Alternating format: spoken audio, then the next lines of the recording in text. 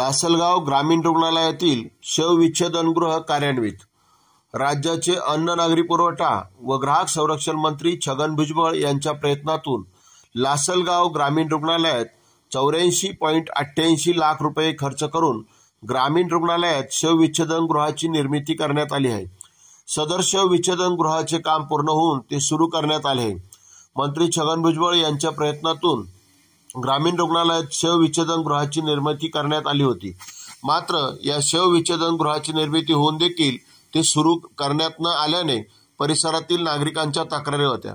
याबाबत मंत्री छगन भुजबळ यांनी स्वतः लक्ष घालून जिल्हा शल्यचिकित्सक यांना या ठिकाणाची पाहणी करून तातडीने येथील शवविच्छेदनगृह सुरू करण्याच्या सूचना दिल्या होत्या।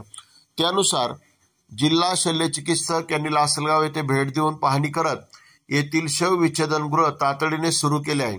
विशेष म्हणजे मंत्री छगन भुजबळ यांच्या प्रयत्नातून या लासलगाव ग्रामीण रुग्णालयाचे 50 खाटांच्या उपजिल्हा रुग्णालयात श्रेणीवर्धन करण्यात आले आहे।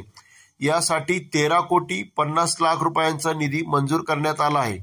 या कामाचा कार्यारंभ आदेश देखील मिळाला असून लवकरच या कामाला सुरुवात होऊन या ग्रामीण रुग्णालयाचे उपजिल्हा रुग्णालयात श्रेणीवर्धन होणार आहे। कांदानगरी न्यूज करिता आसिफ पठाण, लासलगाव।